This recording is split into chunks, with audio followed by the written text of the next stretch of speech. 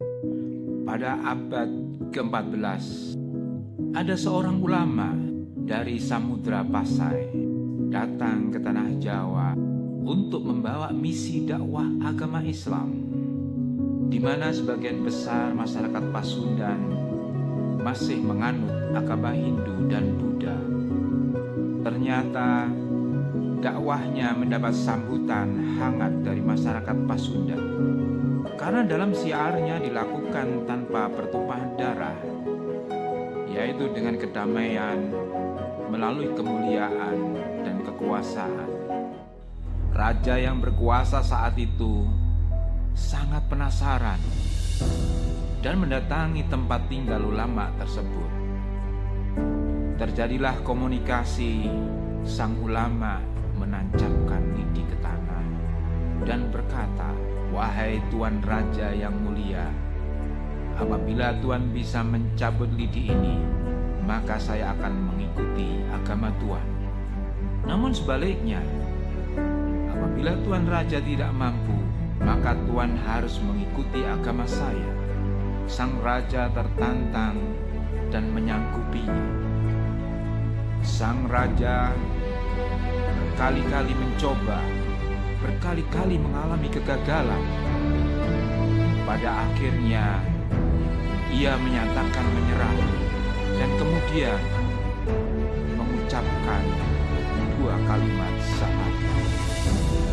Secara otomatis, kerajaan Panjalu yang sebelumnya bercorak Hindu kini bernafaskan Islam. Sang ulama kemudian menikah dengan putri raja dan sekaligus dinobatkan sebagai pangeran pewaris tahta kerajaan Panjalu dan diberi gelar Prabu Sang Hyang Cakradewa. Karena kesaktian dan kewibawaannya, beliau dikenal sebagai raja yang adil dan bijaksana. Rakyat kerajaan Panjalu pun sangat mencintainya karena merasakan kehidupan yang aman, tentram, damai, dan sejahtera.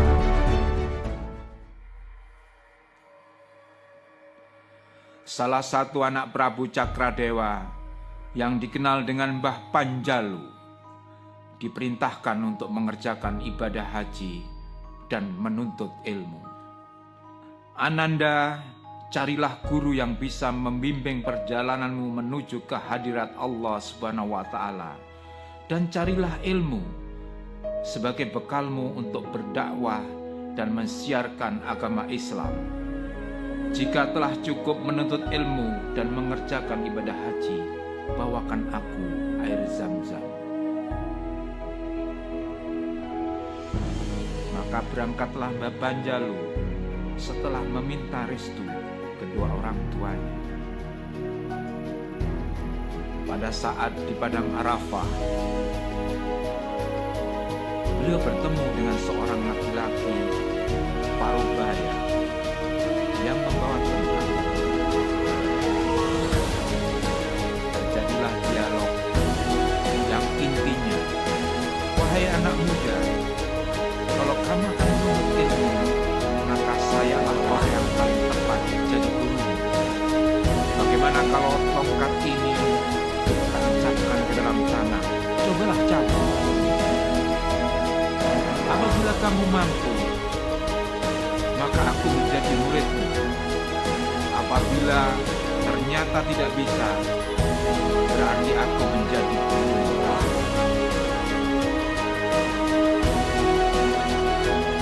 Karena merasa sakti, Mbah Panjalu menerima tawaran tersebut dengan penuh percaya diri. Dengan mengerahkan segenap tenaga dan ilmunya, ia berusaha mencabut tongkat itu berkali-kali, namun tetap ia tidak mampu. Sampai pada akhirnya, Mbah Panjalu tertunduk dan bersimpuh, serta memohon menjadi muridnya. Orang asing itu berterus terang bahwa dirinya adalah Sayyidina Ali bin Abi Thalib radhiyallahu anhu. yang notabene adalah leluhur dia sendiri.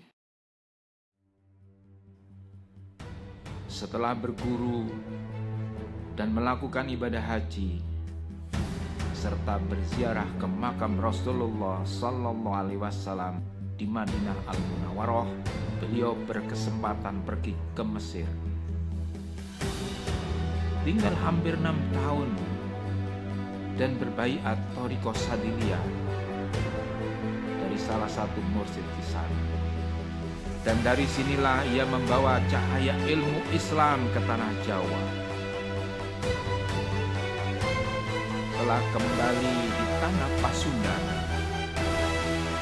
Panjalu dinobatkan sebagai raja, memerintah hampir selama 14 tahun yang berpusat di Nusantara.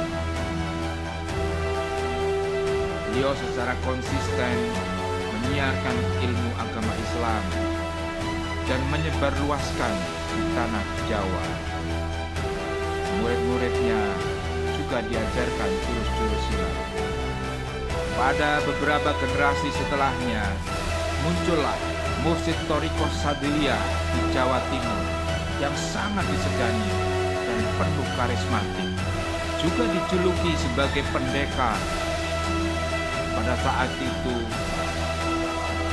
zaman penjajahan Jepang di Nusantara.